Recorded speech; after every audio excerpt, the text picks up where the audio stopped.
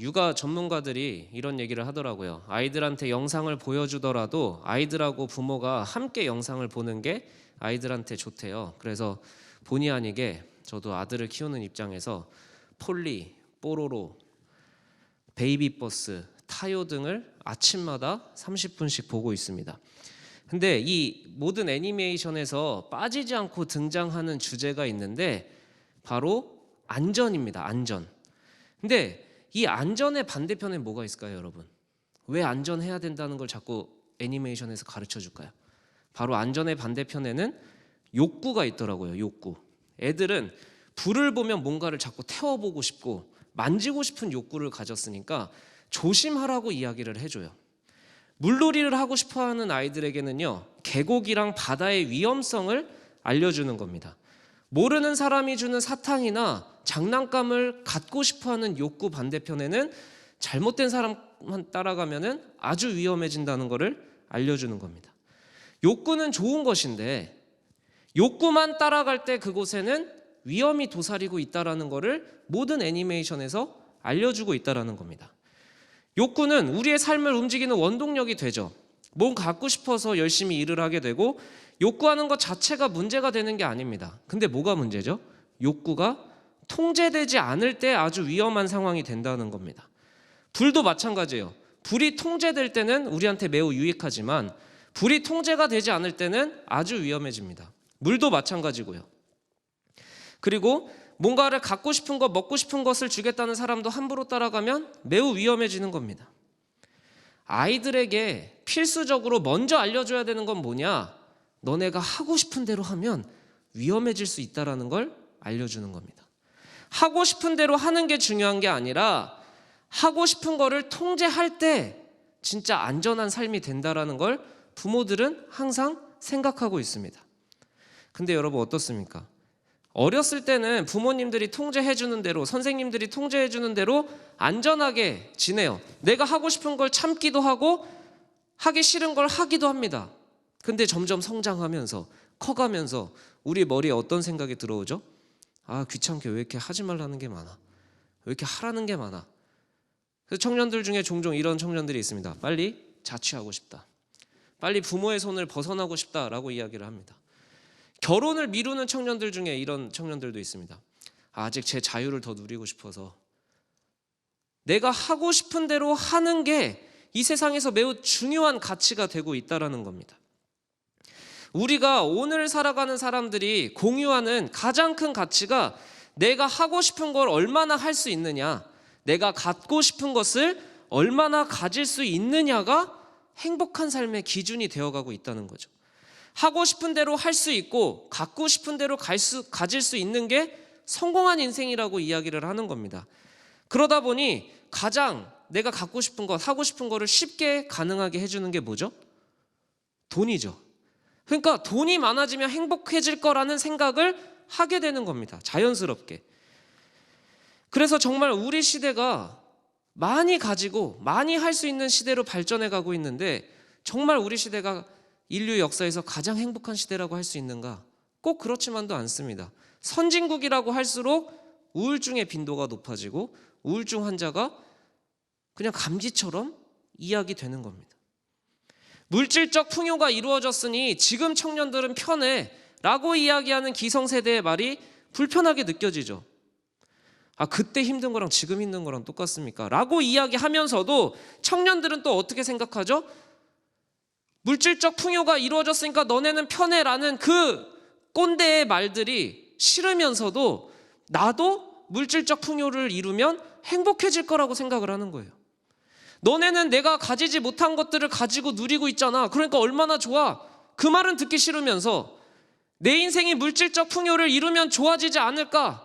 매우 이율배반적인 생각을 우리 세대에서 하고 있다는 겁니다. 우리 인생은 도대체 어떻게 해야지 살만한 인생이 되는 걸까요?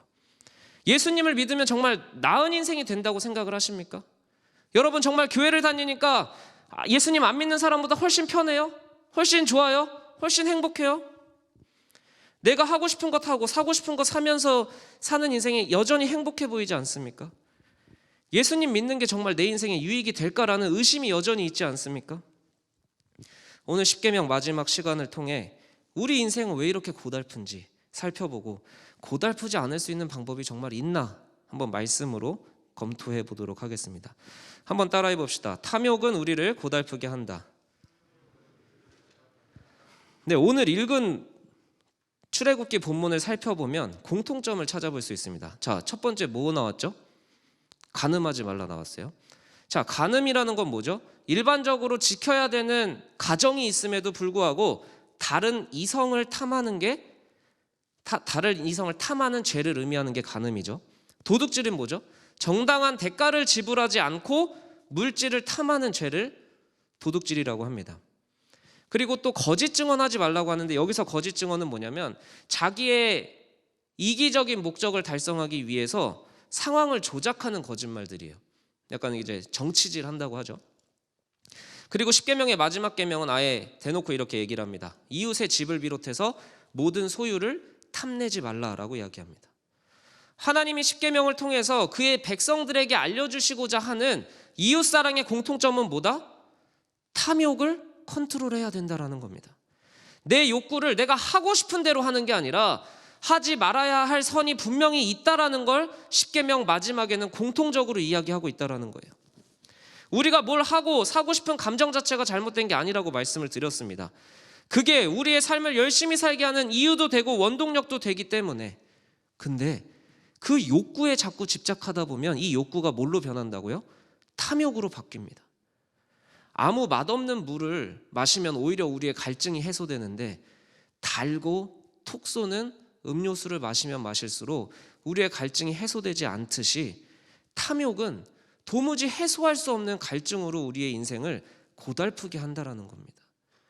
건강한 욕구가 통제되지 않는 탐욕으로 변해버리면 영원히 해결할 수 없는 갈증으로 우리의 인생을 너무나 목마르게 하고 고달프게 하는 거예요.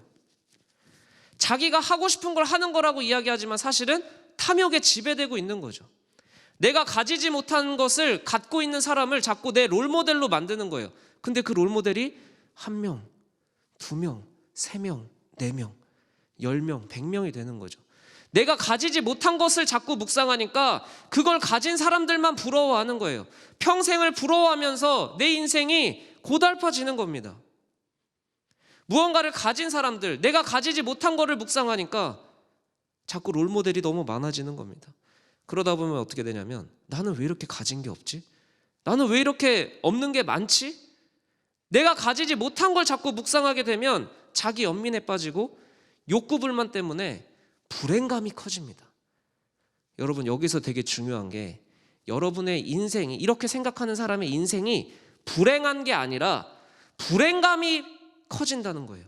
불행한 느낌이 커지는 거지 불행한 인생이라는 게 아니에요. 사실 하나님이 십계명을 통해서 하나님을 사랑해라, 이웃을 사랑해라 라고 얘기하시는 궁극적인 이유는 딱 하나입니다. 탐욕을 조절해야지 우리의 삶이 진짜 행복할 수 있다라는 거예요.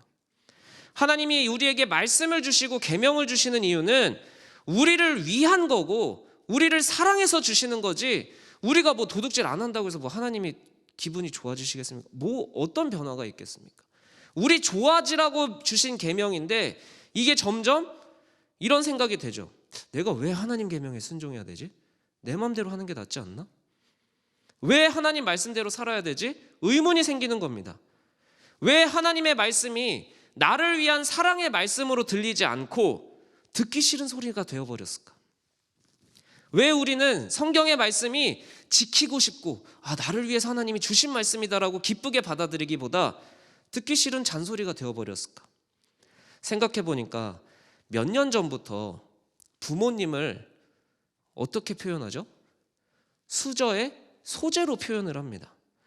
자기가 가지지 못하고 하고 싶은 걸 하지 못하는 욕구 불만의 원인을 부모의 탓으로 돌리는 경우가 많아졌습니다. 단순히 돈이 많은 부모가 금수저예요.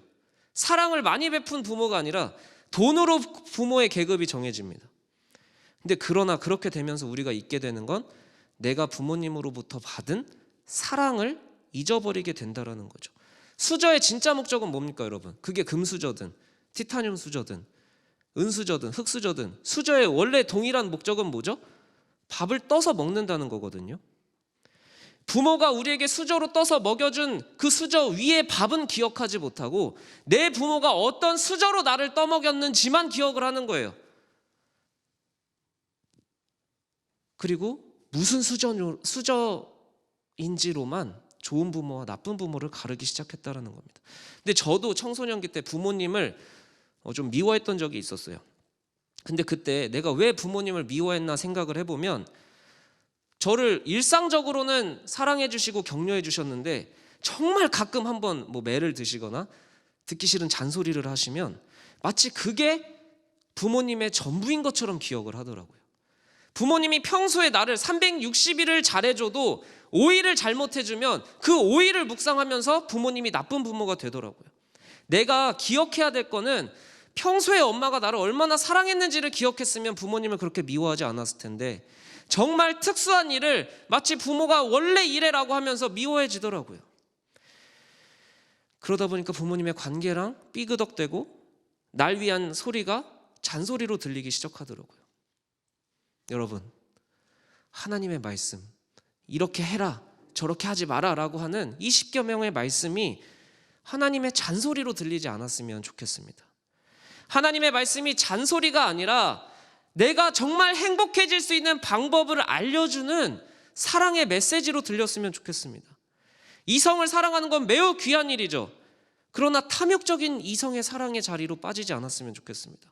세상은 쿨한 관계야, 여러 이성 만나, 그리고 관계해 라고 조언을 하더라도 선을 지킬 줄 아는 사람들이 되면 좋겠습니다. 친구들과의 관계에서 속한 집단에서 편 가르고 뒤에서 이런저런 얘기를 하면서 내 편을 만들려는 정치적인 정치질보다는 내가 손해보고 희생하더라도 화목을 이루는 사람들이 되면 좋겠습니다. 남의 것을 탐하면서 자기 연민과 욕구불만에 빠지는 인생이 아니라 내게 이미 주어진 은혜를 발견하고 감사할 수 있는 사람들이 되기를 축복합니다. 근데 이렇게 말할 수 있죠. 목사님 다 알죠. 그렇게 살면 얼마나 좋겠습니까?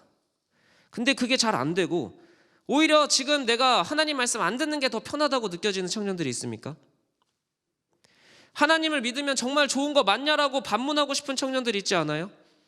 오히려 이런 설교 들어서 하나님 말씀을 자꾸 듣다 보니까 죄책감만 생기고 마음만 더 어려워진다라고 이야기하고 싶은 청년들이 있습니까? 정말 그럴 것 같아요. 하나님 안 믿으면 내가 하고 싶은 대로, 내가 갖고 싶은 대로 살아도 그걸 탐욕이라고 얘기해 주지 않으니까, 죄책감이라도 안 느끼니까 편한 것 같죠.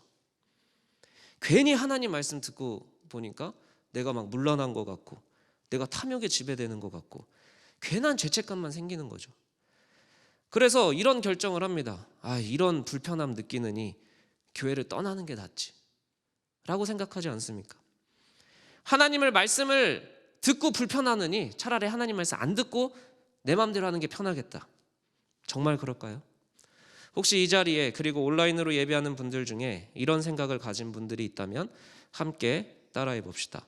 다 내게로 오라. 우리가 지난주 예수님은 하나님이 이미 구약시대에 주신 말씀을 우리가 더 잘 이해하고 적용할 수 있게 도와주신다고 말씀을 나누었어요. 하나님의 말씀을 이스라엘 사람들이 얼마나 의지적으로 억지로 어떻게 해서든지 지키려고 했는지 아시죠? 정말 그냥 행동으로만 어떻게든 지키려고 애를 썼어요. 그러다 보니까 지치는 거죠. 하나님 계명 이렇게 지키느니 그냥 돈 많이 벌고 사는 게 낫겠다. 하나님을 떠나고 싶어하는 사람들이 점점 많아졌겠죠. 그런 백성들에게 예수님이 이렇게 말씀을 하시는 겁니다. 수고하고 짐진 자들아 다 내게로 오라. 내가 너희를 쉬게 하리라. 예수님은 하나님 아버지의 명령대로만 살려고 수고하지만 그 계명들이 어느새 짐처럼 느껴지고 무겁게 느껴지는 사람들의 어려움을 이미 알고 계셨어요. 그런데 그렇다고 해서 하나님을 떠나는 거 말고 나한테 오라고 얘기를 하시는 겁니다. 오늘도 마찬가지예요. 하나님 말씀 이렇게 사니까 너무 힘들다, 지친다, 내 마음대로 하는 게 낫겠다라고 여전히 생각하는, 동일하게 생각하는 우리에게 예수님은 내게로 오라, 내가 너희를 쉬게 하리라 라고 이야기를 하시는 겁니다. 탐욕 자체가 무거운 사람들이 있을 겁니다. 하고 싶은 게 너무 많고 정욕이 막 올라오고 갖고 싶은 게 계속 끊임없이 올라오고 이게 아닌 것 같으면서도 자꾸 죄책감 때문에 지친 청년들도 있을 겁니다. 탐욕이 나쁘다는 것까지는 알겠는데 오히려 탐욕이 나쁘다고 알려주는 하나님의 말씀이 너무나 무겁게 느껴지는 청년들에게 예수님이 말씀하시는 겁니다. 다 내게로 오라. 내가 너희를 쉬게 하리라. 초청을 하시는 겁니다. 얼마나 좋아요? 내가 지친 것도 알아주시고 내가 수고했다라는 것도 인정해 주시니까. 그리고 쉼까지 허락해 주시니까 얼마나 좋아요. 근데 여러분의 신앙생활을 돌이켜보면 정말 쉬는 것 같이 느껴져요? 정말 편해요? 정말 좋아요? 예수님 믿는다고 내가 쉬는 것 같이 안 느껴질 때가 너무 많잖아요. 한국말은 끝까지 들어야 알듯이 예수님 말씀도 끝까지 들어봐야 돼요. 자, 바로 다음에 나오는 구절을 보면 희한한 말씀을 하십니다. 분명 뭐라고 얘기하셨죠? 내가 너희를 쉬게 하리라 라고 얘기를 하셨죠. 근데 이런 말씀을 하십니다. 나의 멍에를 메고 내게 배우라. 아니 쉬라면서 갑자기 내 멍에를 메래요. 말이 돼요? 쉴 거면 좀 제대로 쉬게 해주지. 쉬라는 이야기를 들었을 때 우리 머릿속에는 아무것도 안 하고 편하게 쉬는 걸 떠올렸을 텐데 예수님은 갑자기 내 멍에를 메라고 나한테 배우라고 이야기를 하시는 겁니다.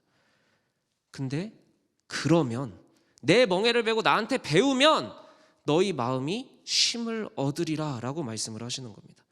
예수님의 멍에를 메고 예수님한테 배울 때 우리의 마음이 쉴 수 있다라는 거예요. 살면서 탐욕으로 나는 왜 이런 걸 못 가졌는가 불행감으로 우리의 마음이 얼마나 지쳐 있습니까? 얼마나 쉬지 못하고 있는 마음을 갖고 있습니까? 더 가져야 돼. 나는 왜 못 가졌지? 거기다 죄책감까지. 우리의 마음이 얼마나 지쳐 있습니까? 그런 여러분을 향해 예수님이 외치시는 겁니다. 다 내게로 오라. 그리고 말씀하십니다. 내 멍에를 메고 내게 배우라. 근데 예수님의 이 말씀을 잘 이해하려면요, 농경 문화를 잘 이해해야 됩니다. 저도 농사를 지어본 적이 없기 때문에 인터넷에서 글로 배웠죠. 근데 소개를 해드릴게요. 농부의 말을 듣고 따르는 아주 잘 큰 소가 있어요. 근데 이 소는 그냥 농부랑 팀을 짜서 밭을 잘 갈면 돼요. 근데 문제는 새로운 아기 소가 태어날 때가 문제입니다. 이 아기 소도 똑같은 일을 할 수 있도록 교육해야 되잖아요. 가르쳐야 되잖아요. 아기 소를 어떻게 가르치냐? 사진 한번 보실까요? 이렇게 가르칩니다. 어미소랑 멍에를 같이 짊어지게 하는 거예요. 어미소와 아기소가 한 멍에를 지면요, 이 아기소가 본능적으로 배우는 겁니다. 농부가 가자 하면은 가겠죠? 그럼 이 소리에는 앞으로 가면 되는구나. 우로 돌아 하면 오른쪽으로 가면 저 소리에는 이렇게 가면 되는구나. 어린 소가 이제 그 팀에 새로 속하게 되면은 그 팀에 잘 적응하기 위해 어미소가 기꺼이 모든 멍에를 짊어져 주는 겁니다. 아기소는 그냥 거기 엄마 소 옆에서 엄마가 가는 대로 잘 따라가면 그 멍에가 무거울까요? 가벼울까요? 훨씬 가볍죠. 엄마가 다 짊어지고 있으니까. 아기소가 할 게 있을까요? 아니요, 따로 할 게 없습니다. 어미소한테 배우는 거예요. 어미소가 농부가 내는 소리에 따라가듯이 이 소리에는 이렇게 따라가면 되는구나를 배우는 거예요. 근데 문제는 자기가 가고 싶은 방향대로, 자기가 내고 싶은 속도대로 내면 아기소는 인생이 꼬이기 시작하죠. 더 힘들어지는 겁니다. 예수님은요, 하나님 말씀에 어떻게 순종하는지를 먼저 보여주셨습니다. 왜냐하면 그렇게 살면 가벼운 멍에를 멜 수 있다라는 거예요. 그렇게 살면 마음의 쉼을 얻을 수 있다라는 거예요. 마치 농부의 말에 제대로 반응하는 어미소처럼 우리에게 나처럼 살면 된다라고 알려주시고 가르쳐주시고 먼저 보여주시는 겁니다. 내 멍에를 메고 함께 가자라는 뜻은 너희가 애써서 노력해서 수고하라는 게 아니라 내가 한 대로만 살면 너희의 마음에 쉼을 얻을 수 있다라는 겁니다. 예수님을 믿던 믿지 않던 모든 인간은 죄 때문에 탐욕 때문에 무겁죠. 지쳐있죠. 근데 예수님은 마치 어미소가 멍에의 모든 무게를 짊어지고 가듯이 바른 방향으로 우리를 인도해 주시는 분입니다. 뭘 지고 가셨죠? 십자가를 지고 가신 겁니다. 예수님을 믿지 않으면요, 어느 방향으로 밭을 갈아야 할지, 어느 밭을 갈아야 할지 몰라요. 자기 혼자 멍에를 메고 열심히 사는 거예요. 그래서 나름 뭐 밭을 간 것 같은데 나중에 하나님이 너 왜 밭을 하나도 안 갈았냐? 라고 하실 수 있는 거죠. 나 혼자 멍에를 맸으니까. 나 혼자 어느 밭을 매야 될지 모르니까. 나는 열심히 땅을 간 것 같은데 거기가 밭이 아닐 수 있는 거죠. 엄한 밭만 가는 인생으로 끝날 수 있는 거죠. 예수님을 믿어도 내가 하고 싶은 대로만 하면 인생이 얼마나 고달프겠습니까? 예수님은 일로 가겠다고 그러는데 나는 일로 가면 우리가 예수님을 어떻게 이기겠어요? 그냥 지쳐서 쓰러지는 겁니다. 고집 부리다가 질질 끌려다니면서 힘들고 괴롭기만 한 인생이었다고 예수님 믿는 게 별로 행복하지 않았다라고 고백할 수도 있는 겁니다. 여러분, 세상은 오늘도 우리에게 말해요. 갖고 싶은 걸 가져야 행복하다고. 너 하고 싶은 대로 해야 행복하다고. 여러분도 그렇게 생각하지 않습니까? 내가 하고 싶은 대로 해야만 행복한 인생이 될 거라고 생각하면서 오늘 내가 하지 못한 것으로 실망하고 힘들어하고 있지는 않습니까? 하나님 말씀대로 살려고 애를 쓰지만 이대로 살면 내가 정말 행복해질 거라는 믿음 없이 이리저리 질질 끌려다니고만 있지는 않습니까? 맨날 탐욕으로 똑같은 죄로 넘어져서 지쳐있지는 않습니까? 이 시간 예수님의 십자가를 기억하면 좋겠습니다. 예수님이 십자가에서 넘어진 자리, 예수님이 십자가로 끌고 올라가신 그 언덕을 비아돌로로사라고 이스라엘에 있는데 거기에 이렇게 예수님이 넘어진 자리가 역사적 자리로 보존되어 있습니다. 근데 저는 여러분에게 오늘 이 그림을 예수님의 넘어진 자리로 묵상하지 않았으면 좋겠습니다. 여기가 첫 번째 넘어진 자리거든요. 첫 번째라면 두 번째 넘어진 자리도 있겠죠. 세 번째 넘어진 자리도 있겠죠. 넘어진 자리가 있다는 건 다시 얘기하면 무슨 말일까요? 넘어졌다가 예수님이 다시 일어나신 자리라는 겁니다. 왜냐하면 넘어진 자리가 끝이 아니었기 때문에, 예수님의 끝은 십자가에 못 박혀서 죽으신 그 자리가 끝이었기 때문에, 이 자리가 종착지가 아니었기 때문에 예수님은 다시 일어나신 자리인 겁니다. 우리를 위하여 멍에를 지고 가신 예수님도 지치실 때가 있었지만 다시 일어나셨습니다. 다행이에요. 예수님도 넘어지셨기 때문에. 다행이에요. 예수님도 지치셨기 때문에. 넘어졌지만 그 넘어진 자리가 끝이 아니라서 다행입니다. 여러분 넘어질 수 있어요. 여러분 지칠 수 있어요. 포기할 수 있어요. 그만 걷고 싶다라고 이야기할 수 있어요. 다행이에요. 예수님도 그러셨거든요. 예수님은 넘어져도 일어나셨어요. 여러분 넘어지셨습니까? 일어나야 되는 겁니다. 그 주님이 그 십자가로 오늘 우리를 부르십니다. 이 시간 주님과 함께 일어나고 싶으신 분은 이 시간 함께 일어나서 함께 찬양하면 좋겠습니다.